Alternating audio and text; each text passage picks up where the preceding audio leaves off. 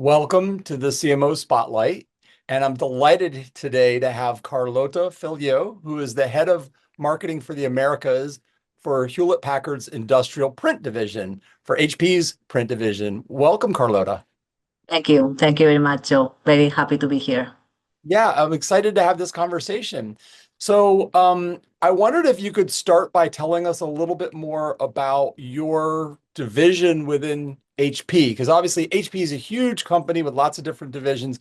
So if you'll tell us a little bit more about the Americas print division, and what that does and how that's different from maybe the rest of HP. So, as you said, I'm part of the industrial print organization at HP, and this is a division selling these big presses for labels, flexible packaging, commercial printing, even publishing. So, we are talking about at-scale presses for print service providers, and I'm focusing on the Americas region and leading the marketing team for the Americas region. Excellent. Okay. And your role as head of marketing for the Americas division, I know you just came to the United States, actually in Atlanta, Georgia, where I'm located, about a year ago for this role. So tell me more about your role as head of marketing and what that entails. Yeah.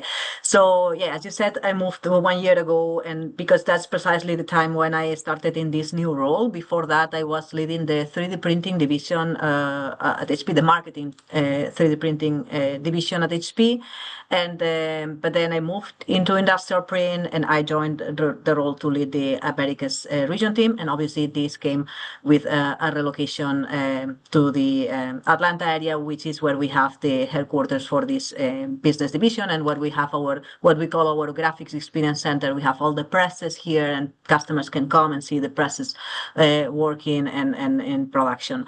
So as part of my role, I'm mostly leading the demand gen and the ABM efforts and field marketing effort. No, so at the end, I'm what we call a marketing.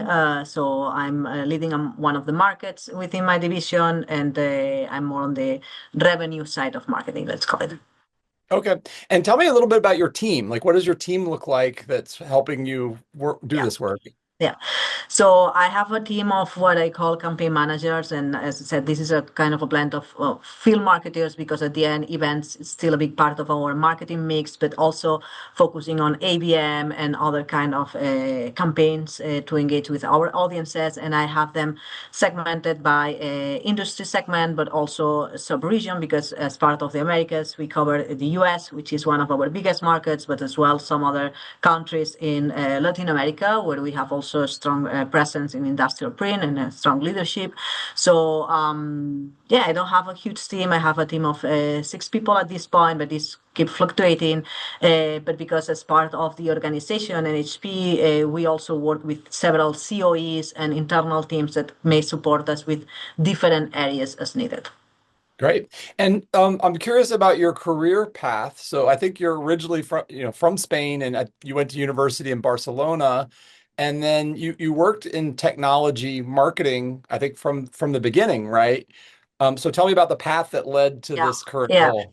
Yeah, I mean, almost from the beginning, because I would say that my path, it wasn't, it's, well, I guess that's for many people, it was not a clear linear career path and logic career path. So I studied journalism. I'm a journalist by Hmm. degree, and I started my career being a radio journalist. And then from there, I moved to internal comms, and then from internal comms to marketing. And my first marketing experience, interestingly, was in B2C, not in B2B. Mhm. But then after a couple of years in B2C, which is where I learned, let's say, the basics and the fundamentals of marketing in general and all the principles, then I moved into a B2B role in a technology companies. And this has been the standard of my career for the last 15 years. So the big part of my career, yes, it's been in technology companies, startups, scale ups, and then I ended up in HP, which is obviously an enterprise.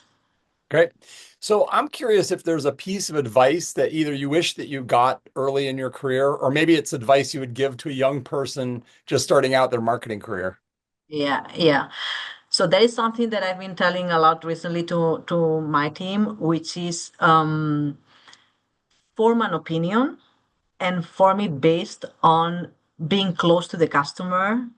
So then you can have this a strong, I mean, strong, but you can have this point of view and you can bring this to the table, and then you have something that can guide you on making your own decisions, no? And at the end, especially when you are younger in your career, obviously as a marketer, you end up relying a lot on what the rest of the go-to-market team, especially the sales team on the field, tells you about the customer. And it's natural, they are very close to the customer, and you still need to hear them and get their feedback and their inputs as a very valid input. But if you can be also close to the customer, and if you can learn deeply about this customer, this will empower you to have also your own point of view and your own opinion, and don't become just an execution of what sales or the go-to-market team want you to do as a marketing. Yeah, makes sense. So I believe everybody has a superpower, and I'm curious what you feel is your superpower. Yeah. So it took me several years to acknowledge my superpower, because this is something that people have been telling me for many years and many times, and until I got to a point saying, okay, if a lot of people say the same, probably there is something in there, which is the fact that I bring clarity. I bring clarity, and that connects with helping teams and organizations to be focused, to prioritize, and to navigate chaos. I've been used to chaotic environments during my entire work experience, not just when I was in startups, but also when I now being an enterprise, because I think Mhm. that at the end, all working environments have this component of chaos, and especially in marketing. And I have the capability of step back and see things with clarity and transmit this clarity and this clear vision to my teams and the people that work with me. Excellent. So, curious where you find inspiration for your team. Mhm, mhm. So I would say many places, and during big part of my life, I was having like a parallel creative career, let's call it that way. So I was doing music, which requires no to find inspiration many times, because you are creating something, and creating songs from scratch requires you to be to be able to find inspiration, to have inspiration. And something that I've learned is that inspiration is everywhere. And at the end, it all depends on how you see things and how you open art to let things inspire you. Hmm, And if hmm. you have this open mindset that from every single conversation, from every person you interact with, there is a lot of things that you can learn, and you have this open mindset and this curiosity, I think this is the biggest source of inspiration. And I will connect this with the fact that, and typically it's connected, no? If you're an intellectually curious person, you will tend to go to find places where you can feed your curiosity, and this typically will come from culture, and either books, but also films, but also music, but also theater. So all these are incredible sources to feed this curiosity and feed then this inspiration. Okay, I'm going to throw you a curveball question, which is, what is a band or a piece of music that you love that inspires you, that people should that most people haven't heard? Oh wow, the most people. Okay, okay. I mean, my band is Bhutan Clan, but I Okay. guess still, even if it's from a very specific type of music, which is hip hop, I think is a pretty well-known band in this Yeah, environment. So I'm Wu-Tang Clan. Yeah. pretty sure a lot of people have heard about Bhutan Clan. But what I really liked from them is that they were not just doing music, but building as well an entire universe around the music they were doing, no, that helped you to connect very well with them. So I'm going to say another one very similar to that, maybe less people will know about it, because this is from France, and this is Science Super Crew, Okay. also like a big group, also in the hip hop space, which is where I was. What I was doing in my young age as well. So yeah, I would say Science Super Crew. Great. Great. Great. Love it. I'm curious if there's some specific values that you want to demonstrate as a leader, or maybe there are values you would demand from people on your team. Yeah. So I've mentioned already curiosity, and I think this is also one of my key values. This intellectual curiosity is something that I think I embody, and I try to inspire to my team, and I try to look for this also in my teams. That's one. But Before that, I will put, and this might sound pretty obvious, but for me, integrity Yeah. is a must, is a no-brainer, and it's what guide how I operate, not just in work but also in life. Integrity first one, and then I would say uh, positivism, but from a standpoint, I mean, not obviously being naive, but also from a point of view of creating a positive environment. So I really believe that the way that a team can work is by being in a positive environment. And again, this doesn't mean to paint everything on pink and being naive and make it sound that everything is great, because it's not, and there are a lot of challenges in our day-to-day at work, and we need to acknowledge them, but taking things with a positive lens and bringing this positive mindset to the team, I think that it gives uh, people a different approach to things. And sometimes even I think in the past, especially when I was younger, I tend to fall into the trap of being sometimes even excessively positive. And I don't know Mhm. if that's, I don't know, I don't even know if that's a thing, but some might argue if that's a thing or not. Now I learn to bring this positivism, acknowledging that others may see the things differently Yeah. and not as positive as I may see it, but use this positivism to create an environment where people can go from where they are today to a better place, let's say. Yeah. I like that. So at Setup, we're marketing matchmakers and we connect brands and marketing agencies together. And so we live in the space where we're not on the client side, on the brand side, and we're not on the agency side. So we have kind of a unique perspective into that relationship between brands and agencies. So I'm just curious how you think about working with marketing agencies?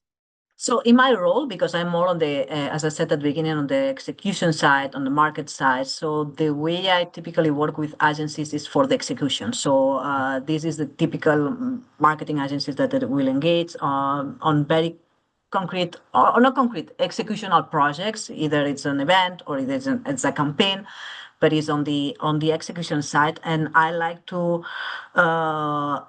consider those agencies that we work on the execution as an extension of our marketing team and our marketing workforce, because at the end, especially those ones that repeatedly work with us, at the end we are in a very, I mean, everyone, but we can say that our segment has a lot of particularities. And if you can keep working with an agency that already knows about your segment and your customers and your industry, this brings a lot of value. And especially because, yeah, the type of products that for example, when we organize an event, the type of products that we bring to a booth, it requires an agency that has some kind of expertise on managing events where Mhm. companies are Right. bringing huge, immense capital equipment components, no? And I'm curious if there are certain disciplines of marketing that you feel should be kept in-house because they're core to what you all are and what you do, or are there other disciplines of marketing that you feel you really could benefit from the outside perspective or expertise? Yeah. I would say from my point of view, everything that requires a more direct connection with the customer, I will keep it inside Mm. to keep that knowledge. And the more tactical stuff, where you require expertise in certain areas and you need to go deeper on certain expertises that sometimes you cannot have represented well in your own team, this is where I will go with agencies. So give me an example of like what's something that you feel external expertise is something like that. And I'll give you the caveat that every company has a very different mix of internal Yeah. resources versus external. But is there like give me an example of something that you're like, I think external perspective or expertise is important for this particular thing. Yeah. So I would put you an example with events, for example, no, which, as I said, is a big part of our marketing mix. In the case of events, when it comes to designing the event demand gen strategy and how this event is going to influence our pipeline creation and what's going to be the 360 campaign that we are building around the event, this is something that I will keep internally. But when it comes to the execution of the event, where you may need, for example, an agency that helps you design in the booth, Right. or an agency that helps you maybe designing the after event campaign, which is again a component, but these are dedicated components and tactical components where you need certain expertise. This is where I will go with the agency. Yeah, great. So how do you demonstrate the value of marketing to the non-marketing functions within the organization? Okay. Well, So sometimes the other functions all think that they're amateur marketers. yeah, yeah. And that's a reality that we as marketers we need to learn to deal with because this is what it is, and I think this is gonna never change. So I've been always on the revenue marketing side or very close to go to market. So for me, it has been always been like a no-brainer and very clear that I needed to report on the impact on revenue and on pipeline. So because I've been always on that side of marketing, so I'm very connected with the go-to-market team, with the sales team. So I've learned from the very beginning of my career that was the language that I needed to speak if I Right. wanted. And not just the go-to-market, but also the C-suite to understand what I was bringing to the table. So, yeah, if you report on impact and you can prove and show impact on the revenue and on the company goals and targets, I think.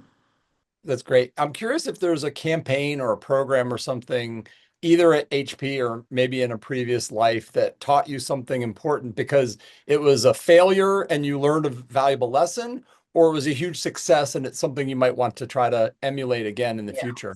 yeah. So I would say a program that has a little bit of both. There were some parts that were a win and some others that were a failure. And this comes to several years ago when I tried to implement ABM in a previous company. And first of all, I think the part that worked very well for us, it was the fact that we didn't brought ABM as a marketing strategy, but as a company-wide, and this required a lot of influence and education and making sure that all the different layers were onboarded with the project and educated on the project. So it took us a lot of time on this set up, let's say, to make sure that everybody was understanding and aligned on the strategy.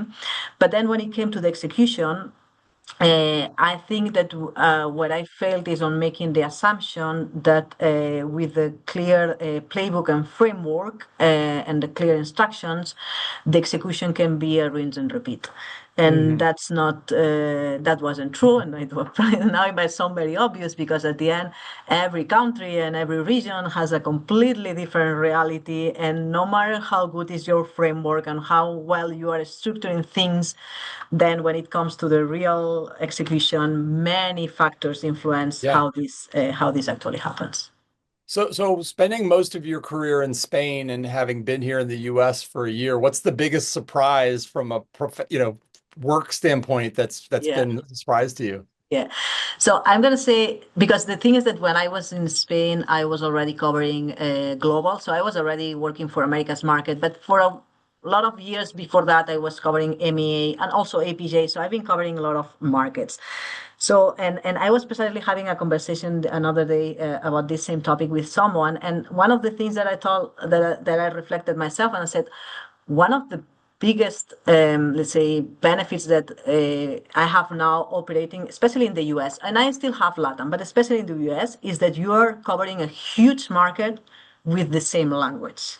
Mm, And that for anyone who operated in EMEA and especially in APJ can understand for sure how big of a value it is because it makes your life a lot easier from one side. It right, gives you right. the possibility to develop, let's say, bigger and longer term programs because no you can cover a bigger time with a similar program so you can scale things and test bigger and do more scalable things.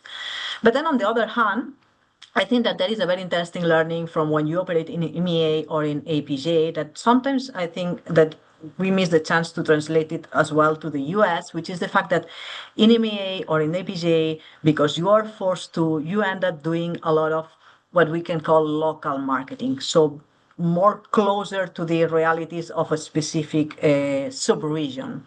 And here in the US, even though, yes, it's a big country with same language, the reality is that probably your audience in California is very different from your audience in Georgia. So Yeah. also going local, uh, it can help you to bring these nuances and to connect better with your local audiences. And maybe you feel that you don't need it because you can do something broader, but sometimes this localization that is obviously a no-brainer in EMEA or in APJ translated to the US can bring a lot of benefits. Yeah. Okay, I'm going to wrap things up with two questions just for fun. The first what's a brand that you've never worked on that you really admire, and what is it that you admire about that brand? Yeah. So in general, because I've never worked in fashion and is an industry, especially streetwear, and is an industry that I'm very amazed on how marketing and brand works on that space. And lately, I've been following one that is very interesting. It's called Aimé Leon Dore. I don't know if I'm pronouncing it well. And I Spell it for us. Aime Leon Dore. Okay. Check it, check their Instagram. It's amazing how they disrupted the urban streetwear industry, which is a very crowded one. And it's amazing how they've managed to build an entire concept. It's not just a clothing brand, it's an entire concept. They have flagship stores in New York that have become like a whole thing in social media, but in real life. And what I Mm. really like from them and what I think that they do amazingly is partnerships. So how they are partnering with brands and with random brands. So they have a partnership with Porsche. Now they launch a partnership with Technics.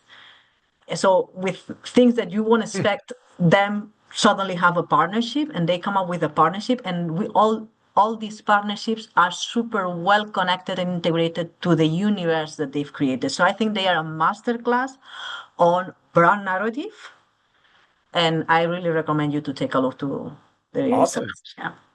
Okay, so last question is outside of fashion and music, where do you find joy outside of your family? Because the family is a too obvious a question. So where do you find joy outside of your family?